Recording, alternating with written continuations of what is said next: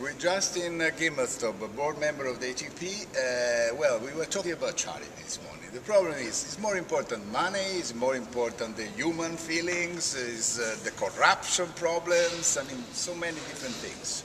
They all go together. It'd be disingenuous to not appreciate and acknowledge how they all work together. I'm doing a TV show called Players Give Back, presented by Kane Capital. Without the Kane Capital part, the show doesn't air. So there is the correlation between the commercial side and the business side, no different than here. Credit Suisse, partnering with Roger Federer, it's great. Roger Federer is able to use his platform, use his relationships, use his sponsors, and form a partnership to affect change. You need the resources. One of the great parts about that debate was when the young lady mentioned that it's about how you use those resources that should be held accountable.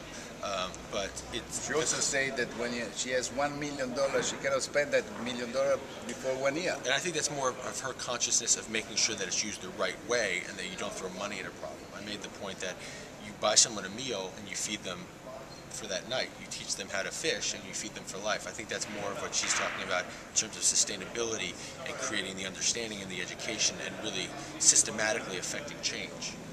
Yeah, and you were, while Leon Tiriac said that ATP should participate in even stronger way, you should give a percentage on the prize money, you were protecting a little bit the players, saying if you don't feel like doing it, you shouldn't be obligated. Well, I have a lot of respect for Jan. I just don't believe that the tour, as an administrative organization, should mandate players giving back. What the tour has done is, and we talked about it in there, charity works when it's organic and that it's personal, and you have more motivation and it's more of an emotional connection. So to educate through the university school of the platform and the abilities that the players have, what former players have done, like Arthur Ashe and Agassi and Roddick and McEnroe's been very philanthropic, how you do that, and then you have them organically set up their foundations and support them, I think is an effective use of resources.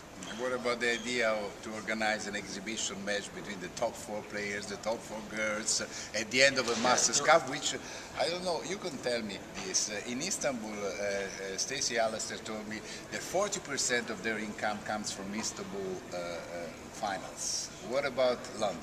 How much, what is the percentage for ATP? The World Tour Finals is a Barclays ATP World Tour Finals is a very important part of the ATP's business model. It's significant. I don't know exactly what it is, but it's significant. But in terms of the charity match, it's a great idea in theory. But like I said, the players already are doing a lot for free for charity. I just know from my personal event, I've had McEnroe, Sampras, Roddick, the Bryan brothers, James Blake, Lindsay Davenport, all come for free. Federer and Nadal have played each other back-to-back days for free. Time is a huge resource. So for Roger to go out and play exhibitions and monetize his brand and then do something with those resources, there's value there too. Is it a good idea? Yeah, there are a lot of great ideas, but one of the challenges with tennis is to become more physical. How do the players manage their schedules and rest and so forth?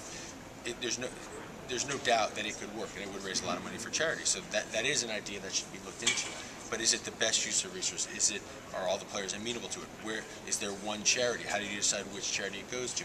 It's not as, if it was easy and simple, it would be done. I mean, we saw players come together many times, mobilize quickly. We saw it in Indian Wells with the help of Larry Ellison, Federer, Nadal, Sampras, Agassi on the court at the same time. Tsunami relief, boom, right away. Djokovic organized an event, soccer game. Murray, Nadal, Nishikori, they all support it. So there's a lot being done, and that's why I created this show called Players Give Back. Players Give Back, presented by Kane Capital.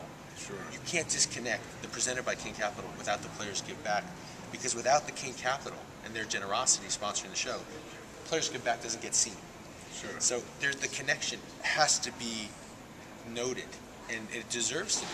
So by virtue of the show being on 15 hours on Tennis Channel, then you get more notoriety for what Roger and Rafa and Novak and Serena and Maria have done this year, and then more resources, more acknowledgement. It's a cycle, and they're all interconnected. Okay, thanks a lot. Thank you very much. I appreciate it. Ciao.